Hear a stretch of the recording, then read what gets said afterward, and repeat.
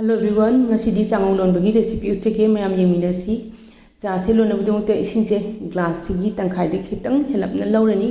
akhoi mungdadi cha se ai thandane thaktoi che aduna ai cha se ai thandagi lon bani na yamdre yam lon zalaga le maga horen amuk sahalaga thakpodo haute aduna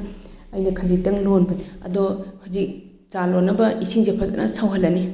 khara yangna sawnabudumukta makhum khumjilani isingche sawre horen isingje muligai di cha do hawdoini na gas ki flame je medium da thamaga minute amadi sung soi soi dana isingche munnaba sum sawala thamani isingche sawra ise minute ama sure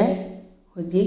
chamana hapani chamana se sigi teaspoon se khara chona chauna ama hapani chamana se hapla matungda amu chawrakna minute ama gumba amu gas ki flame je medium da thamaga sawhalani sumaina chamana se hapaga sawhalingai maraksida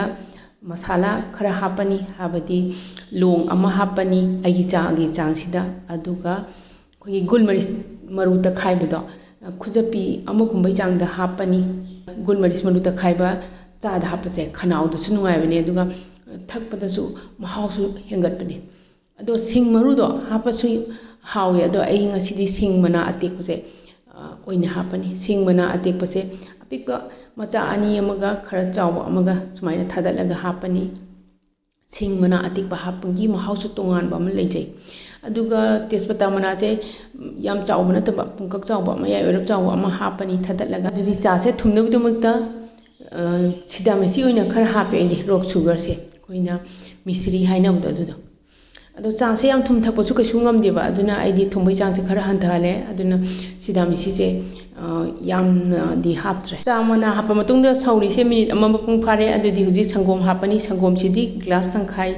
chapchana hapani ngasai lokhiba isingi changdi tangkhai dagi khara helap tawidana adu sawbada so dum kangkhre adu isingdo khara dum sawhanbada kangkhramnina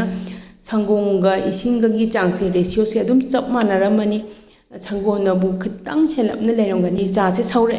adudi gas amuk leikhat amuk leitha amuk leikhat amuk leitha toraga smaina mari mangarak